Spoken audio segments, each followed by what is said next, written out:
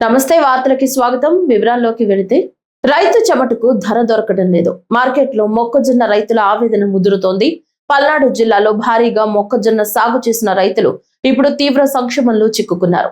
ప్రభుత్వ ప్రోత్సాహంతో ఈ ఏడాది 1,34,000 ఎకరాల్లో మొక్కజొన్న పండించిన రైతులు లక్షల టన్నుల దిగుబడి సాధించారు. అయితే క్వింటాల్ కు 2,400 రూపాయల మద్దతు ధర ప్రకటించినప్పటికీ ఒక్క కొనుగోలు కేంద్రం కూడా ఏర్పాటు కాలేదు. దీంతో రైతుల వద్ద ఉన్న పంటను దళారులు అతి తక్కువ ధరలకు కొనుగోలు చేస్తున్నారు. క్వింటాల్ కు 1,700 రూపాయలు కూడా రాక రైతులు నష్టాల్లో కూరుకుపోతున్నారు. 6 గాలం శ్రమించిన రైతులకు ఇది తీరని అన్యాయమని రైతు సంఘాలు మండిపడుతున్నాయి. ప్రభుత్వం వెంటనే స్పందించి కొనుగోలు కేంద్రాలు ఏర్పాటు చేసి మద్దతు ధరకు పంట కొనుగోలు చేయాలని డిమాండ్ చేస్తున్నారు. ప్రధాన కార్యదర్శి ఆంధ్రప్రదేశ్ రైతు సంఘం. ఇవాళ రాష్ట్రంలో మొక్కజొన్న పండించినటువంటి రైతులు క్వింటాకి 700 నుంచి 800 రూపాయలు నష్టపోతూ ఉన్నారు. రాష్ట్ర ప్రభుత్వం ప్రత్యామ్నాయ పంటలు పండించండి, మీ రైతు యొక్క శ్రమని దోపిడీ చేస్తున్నటువంటి మార్కెట్కి అనుకూలంగా పంటలు వేయొద్దు, పంటలు పండించుకునేటువంటి రైతాంగం ప్రత్యామ్నాయ పంటలు వేస్తే మా ప్రభుత్వాలు కొనుగోలు చేస్తాయని మరి ప్రధానమంత్రి మొదలుకొని రాష్ట్రాల ముఖ్యమంత్రుల వరకు పదే పదే చెప్తా ఉన్నారు. కానీ ఇవాళ మొక్కజొన్న పంటని ఈ రాష్ట్రంలో 4 లక్షల పైగా హెక్టార్లలో పంట సాగైంది. మరి మేము ఇప్పుడు కొనుగోలు చేయలేము కాబట్టి కేంద్ర ప్రభుత్వానికి లెటర్ రాస్తున్నామని ముఖ్యమంత్రి గారు, మన వ్యవసాయ శాఖ మంత్రి గారు చెప్తున్నారు. ఈ రాష్ట్రంలో పండినటువంటి పంటని కొనుగోలు చేయనటువంటి పరిస్థితుల్లో వ్యవసాయ శాఖ మార్కెట్ ఉంటే వ్యవసాయ శాఖ మంత్రి గారు పాపం అచ్చెన్నాయుడు గారు విహారయాత్రలకు పోయి నిన్ననే దిగారు ఈ రాష్ట్రంలోకి. ఈ పద్ధతి మరి రాష్ట్రంలో రైతాంగం అల్లలాడిపోతూ ఉన్నారు. ఒక పక్కన ఎండలు, మరో పక్కన మద్దతు ధరలు లేకపోవటం, రైతులు అనేక ఇబ్బందులు పడుతూ ఉన్నారు. ఈ పరిస్థితుల్లో తక్షణం రాష్ట్ర ప్రభుత్వం జోక్యం చేసుకోవాలి. మార్కెట్ ద్వారా కొనుగోలు ప్రారంభించాలి, కొనుగోలు కేంద్రాలు తెరవాలి. అదేవిధంగా కేంద్ర ప్రభుత్వం నాఫెడ్ని కూడా రంగంలోకి తెచ్చి నాఫెడ్, మార్కెట్ కలిసి ఇవాళ రైతులు పండించినటువంటి మొక్కజొన్నకి మద్దతు ధర లభించేలా కృషి చేయాలని చెప్పి ఈ సందర్భంగా విజ్ఞప్తి చేస్తున్నాం. అదేవిధంగా మన పక్క రాష్ట్రాలైనటువంటి తెలంగాణ, కర్ణాటక, ఉత్తరప్రదేశ్ ఈ రాష్ట్రాల్లో మరి కేంద్రం ప్రకటించినటువంటి మద్దతు ధర ప్రకారం కొనుగోళ్లు చేస్తున్నారు, కొనుగోలు కేంద్రాలు పెట్టారు. కాబట్టి మీరెందుకు పెట్టరని ఇవాళ ఈ రాష్ట్ర రైతాంగం తరఫున ఆంధ్రప్రదేశ్ రైతు సంఘ ప్రతినిధులుగా మేము ప్రశ్నిస్తున్నాం. దీనికి జవాబుదారీ వహించాల్సినటువంటి బాధ్యతని ఈ రాష్ట్ర ముఖ్యమంత్రి, వ్యవసాయ శాఖ మంత్రి తీసుకోవాలి. అందుకు ప్రత్యామ్నాయ ఏర్పాట్లు చేయడం ద్వారా ఇవాళ మార్కెట్ని తక్షణం రంగంలోకి దించి ఏలూరు జిల్లాలో డీజిల్ కొరతపై వస్తున్న వార్తలకు రాష్ట్ర ప్రభుత్వం ఫుల్ క్లారిటీ ఇచ్చింది. జిల్లాలో ఎటువంటి డీజిల్ కొరత లేదని రాష్ట్ర గృహ నిర్మాణ, సమాచార, పౌర సంబంధాల శాఖ మంత్రి కొలుసు పార్థసారథి స్పష్టం చేశారు. జిల్లా కలెక్టర్, జాయింట్ కలెక్టర్, ఎమ్మెల్యేలు, ఆయిల్ కంపెనీల ప్రతినిధులతో జూమ్ కాన్ఫరెన్స్ ద్వారా సమీక్ష నిర్వహించిన మంత్రి ప్రజలు వదంతులు నమ్మి అధికంగా డీజిల్ కొనుగోలు చేయవద్దని సూచించారు. ప్రస్తుతం జిల్లాలో రబీ ధాన్యం రవాణా, ఆక్వా రైతుల అవసరాలకు సరిపడా డీజిల్ అందుబాటులో ఉంచామని తెలిపారు. ఎక్కడా కొరత లేకుండా అధికారులు చర్యలు తీసుకోవాలని ఆదేశించారు. జిల్లా కలెక్టర్ వెట్రిసెల్వి మాట్లాడుతూ వదంతుల కారణంగా గత వారం రోజులుగా 10 నుంచి 20% వరకు డీజిల్ కొనుగోళ్లు పెరిగినా అందుకు తగ్గట్టే సరఫరా కూడా పెంచామని వెల్లడించారు. ఆయిల్ కంపెనీల ప్రతినిధులు కూడా సాధారణం కంటే ఎక్కువ సరఫరా చేస్తున్నామని, ప్రజలు ఎటువంటి ఆందోళనకు గురి కావాల్సిన అవసరం లేదని స్పష్టం చేశారు. మొత్తంగా ఏలూరులో డీజిల్ కొరత లేదని ప్రభుత్వం హామీ ఇస్తూ అపోహలకు దూరంగా ఉండాలని ప్రజలకు విజ్ఞప్తి చేసింది. Coming 10-15 days, can you assure that the same quantity can be supplied? Yes, sir. 15 days. So we can go to press and say, you don't get panic. Whatever diesel you are using, you will be getting without any problem. Can we say that? Yes, sir. Okay. But Collector garu, once have promised to supply 15% more than the average requirement of the previous month or whatever it is. So you don't get panic, and in panic situation don't get so much quantity అని చెప్పేసి ఏదైనా ఒక press ఇస్తే yeah, that should go and okay. So with other companies also same situation, IOCL and No, we BPCL. have some problems, sir. IOCL and చేశారని చెప్పి rate వేస్తారు ఇవాళ Sunday. So close చేశారని కూడా commissioners pointed out to seem sir. వాళ్ళు కూడా line లో ఉన్నారు. వాళ్ళని కూడా అడుగుదాం సార్ ఒకసారి. మన MLA honorable MLAs, if they have any questions. Sir Guntur జిల్లాలో ఇంధన సరఫరాపై వస్తున్న పుకార్లకు joint collector Ashutosh Srivastava clarity ఇచ్చారు. జిల్లాలో మొత్తం 195 పెట్రోల్ బంకులు అందుబాటులో ఉన్నాయని, వాటిలో కేవలం 12 బంకుల్లో మాత్రమే పెట్రోల్ కొరత ఉన్నట్లు తెలిపారు.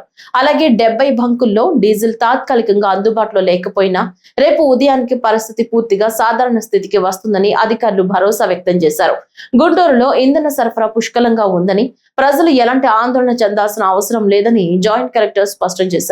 ఆదివారం కావడంతో డిపోలకు సెలవు ఉండడంతో సరఫరాలో తాత్కాలిక అంతరాయం ఏర్పడిందన్నారు. సాధారణంగా రోజుకు 450 కిలోలీటర్ల అమ్మకాలు జరుగుతుంటే నిన్న ఒక్కరోజే 810 కిలోలీటర్ల ఇంధనం సరఫరా అయిందని తెలిపారు. యుద్ధ ప్రభావం, సోషల్ మీడియాలో వ్యాప్తి చెందిన పుకార్ల కారణంగా 40 నుంచి 50% వరకు కొనుగోళ్లు పెరిగినట్లు వెల్లడించారు. అవసరానికి మించి ఇంధనం కొనుగోలు చేయవద్దని, అధిక కొనుగోళ్ల వల్ల నిజంగా అవసరమైన వారికి ఇబ్బందులు తలెత్తుతున్నాయని హెచ్చరించారు. సమస్య ముఖ్యంగా డీజిల్ గురించి ఉంది. డీజిల్ ఆల్మోస్ట్ 70 అవుట్లెట్స్ మొత్తం జిల్లాలో ప్రస్తుతానికి డ్రై అవుట్ స్టేట్లో ఉన్నాయి. కానీ ఇది పెద్ద సమస్య లేదు. ఎందుకంటే డ్రై అవుట్ స్టేట్లో ఉన్నాయి కానీ సప్లై బాగానే ఉంది, రిజర్వ్స్ బాగానే ఉన్నాయి. ఆయిల్ మార్కెటింగ్ కంపెనీస్ వాళ్ళతో నేను కంటిన్యూస్లీగా ఫాలో అప్ చేస్తున్నాను. ఇది ఎప్పుడు రెక్టిఫై అయిపోతుంది.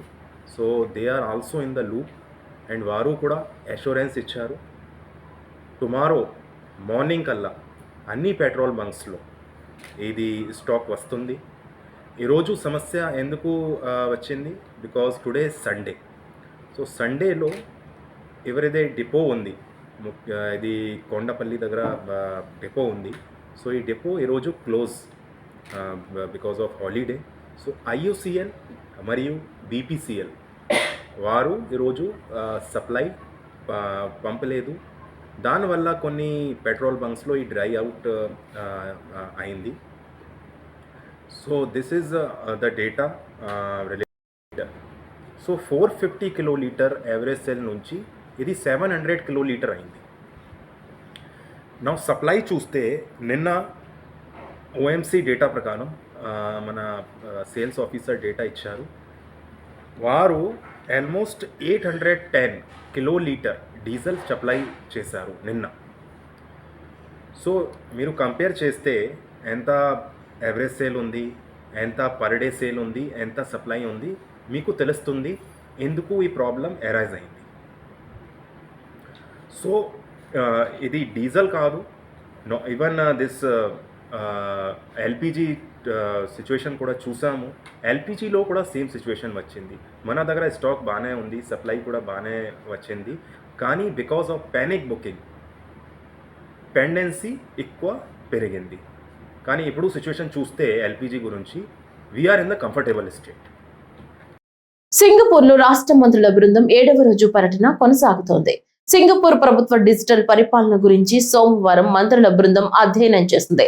Digital to the core and serves with heart అనే నినాదంతో నడుస్తున్న సింగపూర్ డిజిటల్ గవర్నమెంట్ సింగపూర్ పౌరులు మరియు నివాసితులకు అందించే అత్యంత సురక్షితమైన డిజిటల్ గుర్తింపు కార్డు సింగ్ పాస్, పౌరుల సమగ్ర మెడికల్ రికార్డ్స్ మరియు వైద్య చరిత్రను ఎప్పుడైనా చూసుకునేలా ప్రత్యేకంగా రూపొందించిన ఆరోగ్య సేవల యాప్, హెల్త్ హబ్ వంటి కీలకమైన డిజిటల్ సేవల గురించి మంత్రులకు వివరించిన సింగపూర్ లో అనుభవజ్ఞుడు టాన్ యంగ్ ఫెంగ్ సుదీర్ఘకాలం పనిచేశారు. సింగపూర్ అనుసరిస్తున్న స్మార్ట్ సిటీ మౌలిక సదుపాయాలు అండ్ డిజిటల్ పబ్లిక్ సర్వీస్ విధానాలను ఏపీలో స్వర్ణాంధ్ర 2047 విజన్ లో భాగంగా అమలు చేసేందుకు ఉన్న అవకాశాలపై మంత్రులు అధ్యయనం చేశారు. ఈ సందర్భంగా టాన్ యంగ్ ఫెంగ్ ను శాలువతో సత్కరించి మంత్రులు అభినందనలు తెలిపారు. So we will wrap this up about 11, and then we have a small ceremony to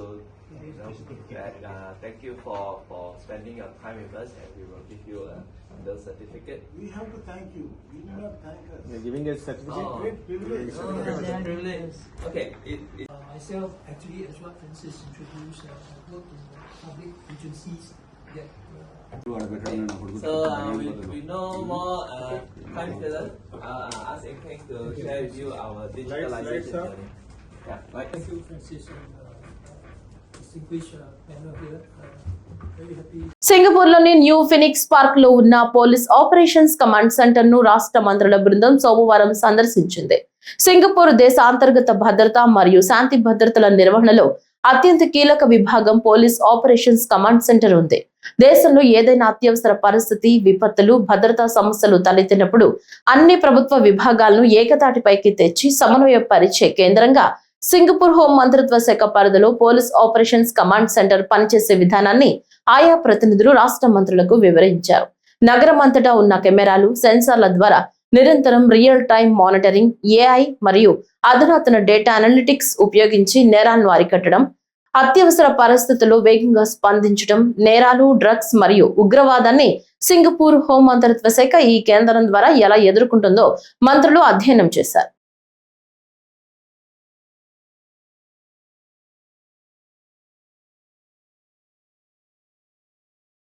మహిళా కమిషన్ చైర్పర్సన్ రాయపాటి శైలజ మహిళా రిజర్వేషన్ల బిల్లుపై కీలక వ్యాఖ్యలు చేశారు. మహిళా బిల్లు ప్రవేశపెట్టడం చారిత్రక ఘట్టమని, అలాంటి బిల్లును ప్రతిపక్షాలు అడ్డుకోవటం బాధాకరమని అన్నారు. డీలిమిటేషన్ కు లింక్ పెట్టి బిల్లును అడ్డుకోవటం జరిగిందని చెప్తున్నారని, కానీ మహిళలు రిజర్వేషన్ల కోసం ఎన్నో ఏళ్లుగా పోరాడుతున్నారని గుర్తు చేశారు. మహిళల హక్కులకు మద్దతుగా ఈ బిల్లు ముందడుగని పేర్కొన్నారు.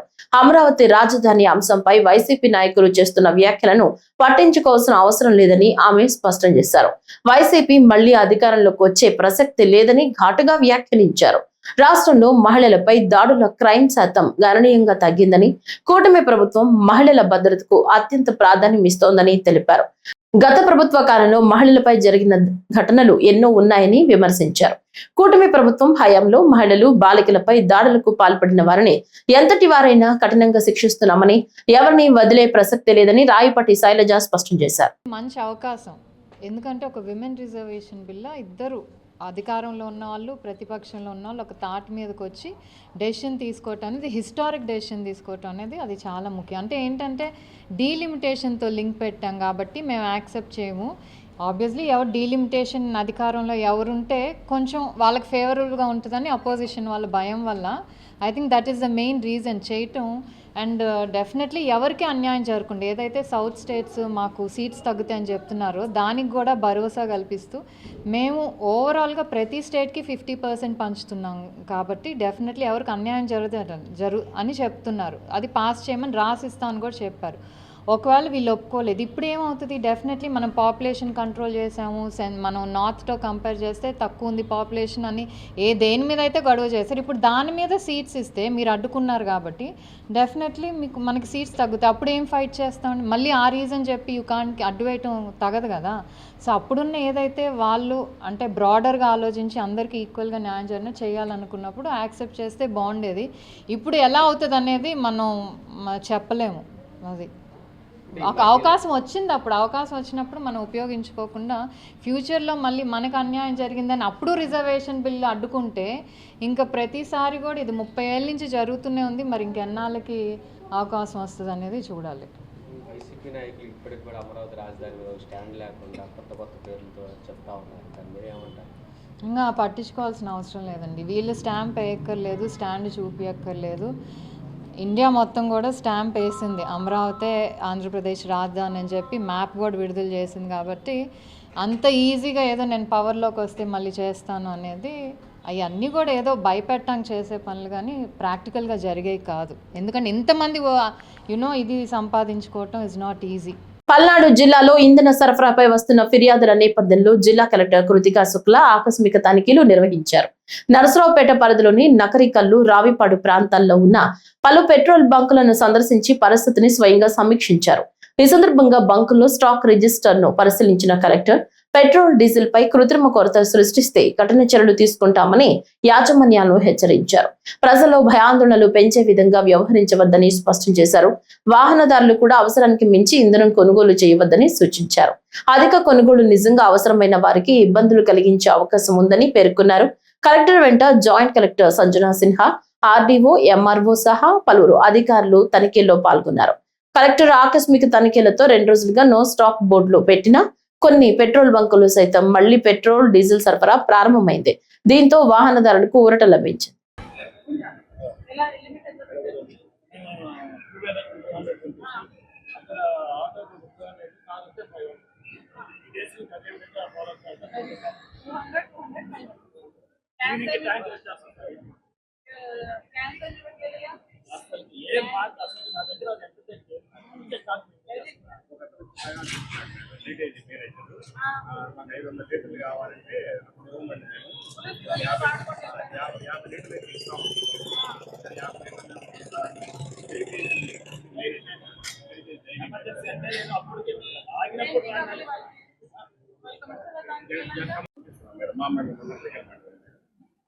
డీజిల్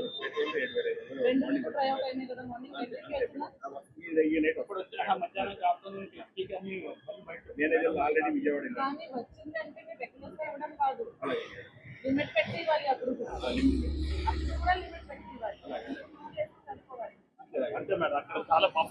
జిల్లాలో ఇంధన సరఫరా పరిస్థితులను సమీక్షించేందుకు జిల్లా కలెక్టర్ సీఎం సాయికాంత్ వర్మ సోమవారం పలు పెట్రోల్ బంకులను ఆకస్మికంగా తనిఖీ చేశారు.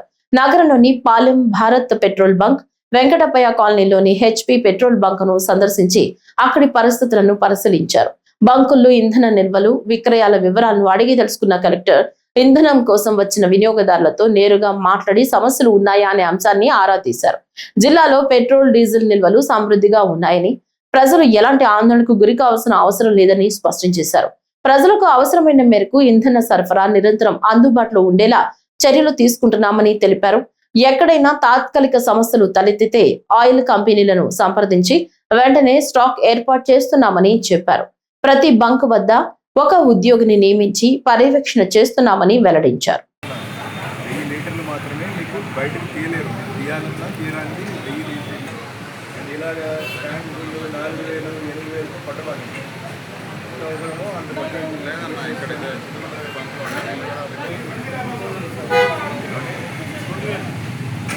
ఎందుకు రాసుకోవడం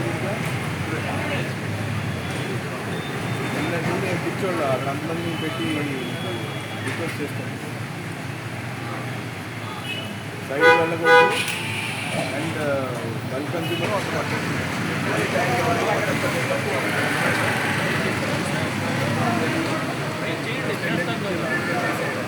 ఫుల్ ట్యాంక్ కొట్టించుకోండి. ఎప్పటికీ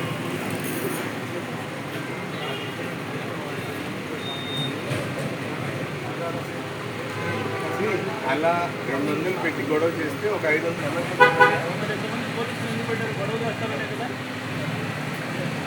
సపోర్ట్ తీసుకోండి. గొడవ చేసేవాళ్ళు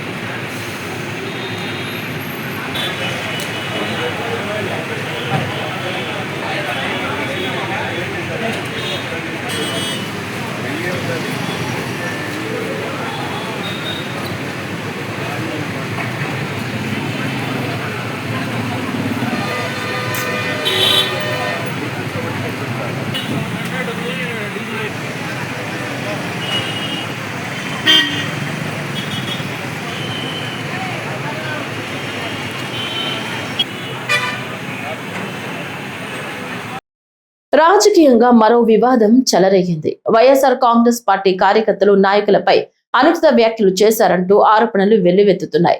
వేమూరి రాధాకృష్ణ వ్యాఖ్యలకు నిరసనగా పల్నాడు జిల్లాలో ఆ పార్టీ నేతలు ఆందోళనకు దిగారు.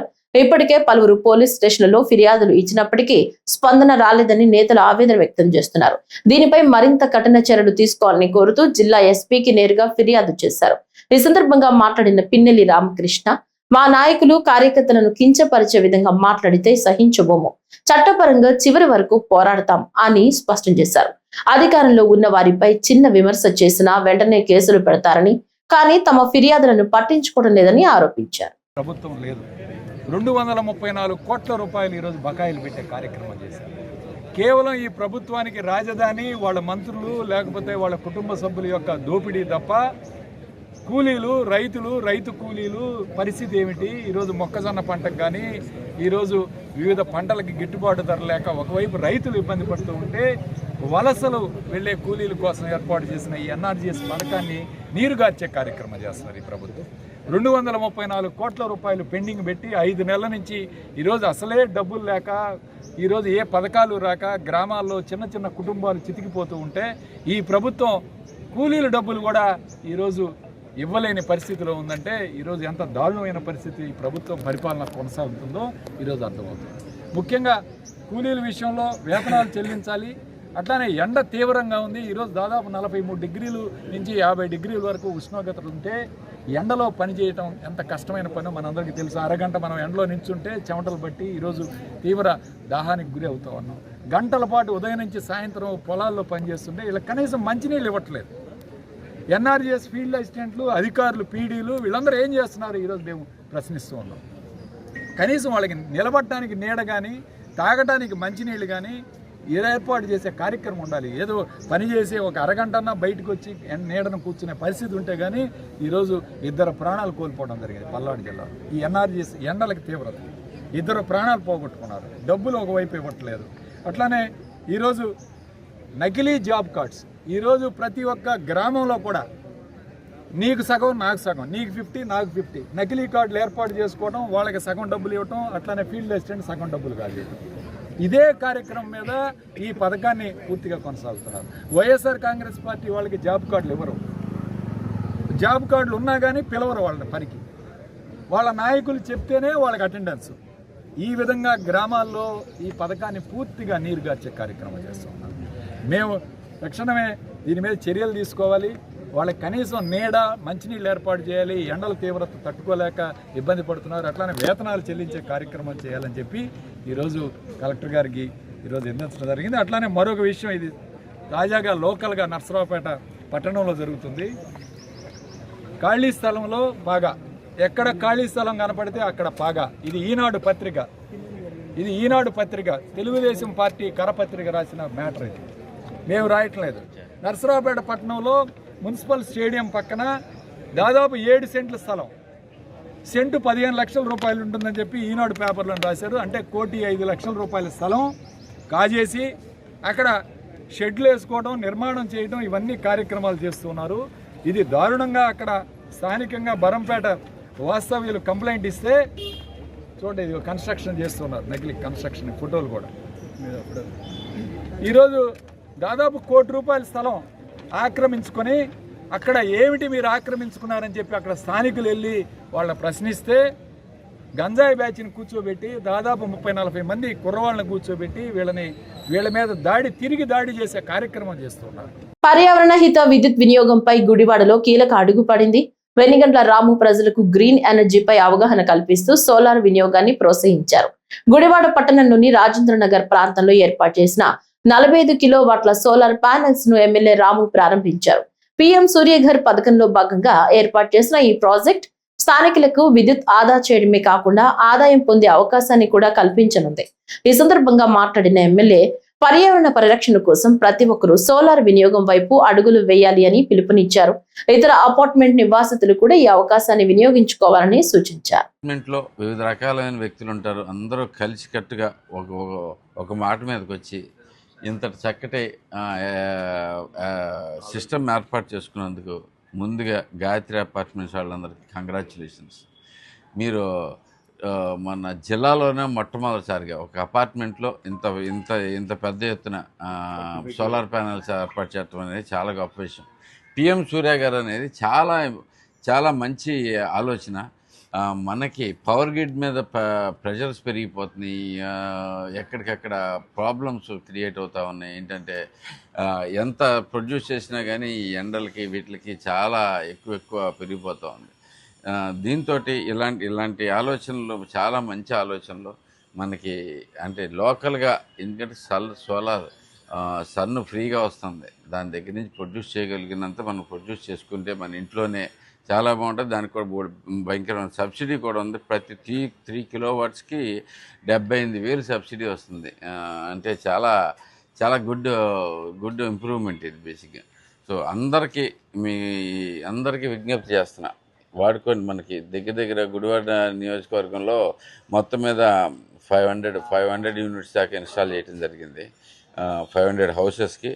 అందులో ప్రధానంగా ఈ అపార్ట్మెంట్కి ఇలా చేయటం అనేది చాలా మంచి విషయం. అపార్ట్మెంట్స్ వాళ్ళకి మీరు గమనించుకుంటే మీ అసోసియేషన్ తరఫున మీరు అందరూ కూర్చుని ఇంకా ముందుకు వస్తే చాలా మంచిగా మీకు ఏంటంటే గవర్నమెంట్ లోన్ ఇస్తుంది, మనకి సబ్సిడీ ఇస్తుంది, అన్ని రకాలుగానే ఉపయోగపడుతుంది. Plus at the same time మీరు ఒకటి గుర్తుపెట్టుకోండి, మనం వాడే కరెంటుని బట్టి మీకు అందరికీ తెలిసిందే కాబట్టి మనకి మీటరింగ్ స్లాబ్స్ ఉంటాయి కదా, ఆ స్లాబ్స్ కూడా తగ్గితే కూడా మనకు బోళ్ళంత ఇది వస్తూ ఉంది. మామూలుగా ఇది చేసిందే కాకుండా. సో 78,000 మనకి ఇది వచ్చిందంటే మనకి ఆల్మోస్ట్ ఎంత 3 ఏళ్ళలో 4 ఏళ్ళలో మనకి 5 ఏళ్ళు పడదా, 3.5 ఏళ్ళలో మన పెట్టుబడి పూర్తిగా వచ్చేస్తే అక్కడి నుంచి ఇక ఫ్రీ. అంటే ఒకసారి ఆలోచించుకుని ఎంత మంచి థింగ్. బ్యాంక్ లోన్ కూడా 6.5% మీద బ్యాంక్ లోన్ కూడా ఇస్తుంది. అంటే మనకి ఇంకా కావాల్సింది ఏం లేదు, ప్రతి ఒక్కళ్ళు తప్పకుండా వాడమని చెప్పేసి చెబుతున్నాను నేను. అందుకని ప్రత్యేకంగా నేనే చూద్దామని కూడా వచ్చాను అనమాట. ఇంత చక్కగా ఎలా చేయగలిగారు అపార్ట్మెంట్స్ వాళ్ళందరూ కలిపి అనేది. చాలా ముఖ్యమైన బోర్డులు అంతమంది ఉన్నారు. పర్సనల్ వాళ్ళు వాడుకోవచ్చు, అలాగే అపార్ట్మెంట్స్ వాళ్ళు అందరూ కూడా వాడుకోవచ్చు. దీన్ని తప్పకుండా వాడుకోండి. మంచి ఆలోచన. PM సూర్య గారు అనేది సూర్య గారు ముఫ్త్ బిజిలీ యోజన ఈ పథకం పేరు. సో ప్రతి ఒక్కళ్ళు దీన్ని యూటిలైజ్ చేసుకోవాల్సిందిగా కోరుతున్నాను. లంచం తీసుకుంటూ అధికారికి షాక్. బాపట్ల మున్సిపల్ కార్యాలయంలో అవినీతి బహిర్గతమైంది. యాంటీ కరప్షన్ బ్యూరో అధికారులు దాడి చేసి మున్సిపల్ రెవెన్యూ ఇన్స్పెక్టర్ షేక్ ఇమాంను రెడ్ హ్యాండెడ్ గా పట్టుకున్నారు. ఇంటి పన్ను పేరు మార్పు కోసం లంచం డిమాండ్ చేసిన ఇమాం బాధితుడి నుంచి 60,000 రూపాయలు తీసుకుంటుండగా పట్టుబడ్డాడు. ఈ విషయంపై వివరాలు వెల్లడించిన ఏసీబీ డీఎస్పీ ప్రతాప్ కుమార్, దేవరకొండ సుబ్బారావు అనే వ్యక్తి తన భార్య, కూతురు పేర్లపై ఉన్న ఇళ్ల పన్ను మార్పు కోసం అధికారిని సంప్రదించాడని తెలిపారు. మొదట ఒక ఇంటి పన్ను మార్పు కోసం ప్రభుత్వ ఫీజుతో పాటు లంచం తీసుకున్నట్లు, తర్వాత మరో ఇంటి విషయంలో 60,000 డిమాండ్ చేసినట్లు చెప్పారు. దీంతో బాధితుడు ఏసీబీని ఆశ్రయించగా సూర్యలంక రోడ్లోని టీ హౌస్ లో డబ్బులు తీసుకుంటుండగా ఇమాంను పట్టుకున్నామని వెల్లడించారు. ఈ ఘటనతో బాపట్ల మున్సిపల్ కార్యాలయంలో కలకలం రేగింది.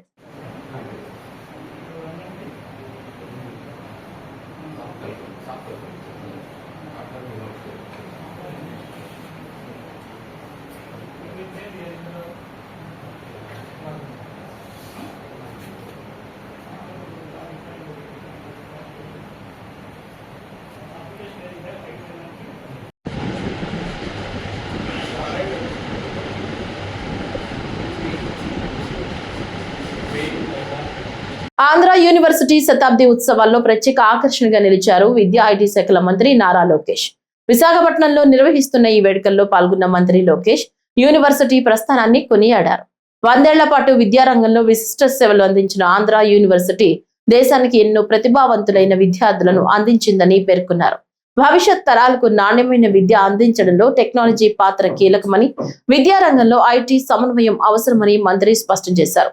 రాష్ట్రంలో విద్యా సంస్కరణలకు ప్రభుత్వం కట్టుబడి ఉందని, యువతకు మరిన్ని అవకాశాలు కల్పించే దిశగా చర్యలు తీసుకుంటామని హామీ ఇచ్చారు. ఈ కార్యక్రమంలో విద్యార్థులు, అధ్యాపకులు, విశిష్ట అతిథులు పెద్ద ఎత్తున పాల్గొన్నారు. ఆంధ్ర యూనివర్సిటీ సాధించుకుంటాం జరిగింది. మన యూనివర్సిటీ అనేక రికార్డులు సాధిస్తాం జరిగింది. భారతదేశంలోనే వన్ ఆఫ్ ద ఓల్డెస్ట్ యూనివర్సిటీగా ఈరోజు మన ముందల నిలబడుతుంది. భాష ప్రయుక్త రాష్ట్రాల కోసం మనం ఆనాడు పోరాడితే ఆంధ్ర రాష్ట్రం ఏర్పడింది. అదేవిధంగా తెలుగు ప్రజల కోసం ఆంధ్ర యూనివర్సిటీ మనం ఏర్పాటు చేసుకుంటాం జరిగింది. నేను కార్నిగీ మెలన్ స్టాన్ఫర్డ్లో చదివిన వాడిని, కానీ ఈరోజు మిమ్మల్ని అందరూ చూస్తే అసూయపడుతున్నా. ఇక్కడ ఆంధ్ర యూనివర్సిటీలో చదువుంటే ఎంత బాగుండేదని. పక్కనే విశాఖ బీచ్ రోడ్, అద్భుతమైన ఫ్యాకల్టీ. అంతెందుకు ఆంధ్ర యూనివర్సిటీ స్టూడెంట్స్ జోషే ఈరోజు అదిరిపోతాం జరుగుతుంది. మీ జోష్ చూసిన తర్వాత మీకోసం ఇంకా కష్టపడాలి, పని చేయాలి. రాబోయే 100 సంవత్సరాల చరిత్ర మనందరం కలిసికట్టుగా సృష్టించాలని ఈ సభాముఖంగా కోరుతున్నాం. డాక్టర్ బిఆర్ అంబేద్కర్ గారు once said, cultivation of minds should be the ultimate aim of human excellence. Andhra university చరిత్ర వెనుక ఎంతో మంది త్యాగం ఉంది, ఎంతో మంది పోరాటం ఉంది, ఎంతో మంది కష్టం ఉంది. సిఆర్ రెడ్డి గారు మొదటి వైస్ ఛాన్సలర్గా ఒక క్లియర్ డైరెక్షన్ ఆయన మనకు అందిస్తాం జరిగింది. దాని తర్వాత డాక్టర్ సర్వేపల్లి రాధాకృష్ణ గారు వైస్ ఛాన్సలర్గా కూడా పనిచేస్తాం జరిగింది. ఆయన విజన్, ఆయన స్పీడ్, ఆయన కమిట్మెంట్గా ఈరోజు ఆంధ్ర యూనివర్సిటీ ఈ స్థాయికి వస్తాం జరిగింది. ఎంతోమంది దాతలు ఆంధ్ర యూనివర్సిటీ అభివృద్ధి కోసం సహకరిస్తాం జరిగింది. ఎంతోమంది vice chancellor Andhra university development కోసం కృషి చేశారు. వైస్ ఛాన్సలర్స్కి విజన్ ఉంటేనే ఆంధ్ర యూనివర్సిటీని మనం ముందరికి తీసుకెళ్తాం. అసాధారణ పట్టుదల, అజేయ సంకల్పం, అంగవైకల్యాన్ని జయించి ఎవరెస్ట్ ను తెలుగు తేజాలు ముద్దాడారు. ఎవరెస్ట్ బేస్ క్యాంప్ పై విజయ పతాకం ఎగురవేసిన 21 మంది ప్రత్యేక ప్రతిభావంతులైన విద్యార్థులు ప్రపంచానికి స్ఫూర్తిగా నిలిచారు. సమగ్ర శిక్ష ఆధ్వర్యంలో ఆంధ్రప్రదేశ్ ప్రభుత్వం చేపట్టిన ఈ వినూత్న కార్యక్రమం ప్రపంచంలోనే తొలిసారి కావటం విశేషం. సమాజం నుంచి వెటకారాలు, అవమానాలు ఎదురైనా మీరు చేయలేరు అన్న మాటలను సవాల్గా తీసుకున్న ఈ చిన్నారులు 5364 మీటర్ల ఎత్తైన ఎవరెస్ట్ బేస్ క్యాంప్ ను అధిరోహించి చరిత్ర సృష్టించారు. నేపాల్లోని ఖాట్మండ్ నుంచి ప్రారంభమైన 16 రోజుల సాహస యాత్రలో 8 మంది బాలికలు, 13 మంది బాలురు పాల్గొని విజయవంతంగా పూర్తి చేశారు. ఈ యాత్రకు శ్రీకారం చుట్టిన విద్యా ఐటీ శాఖల మంత్రి నారా లోకేష్ విద్యార్థులను అభినందించారు.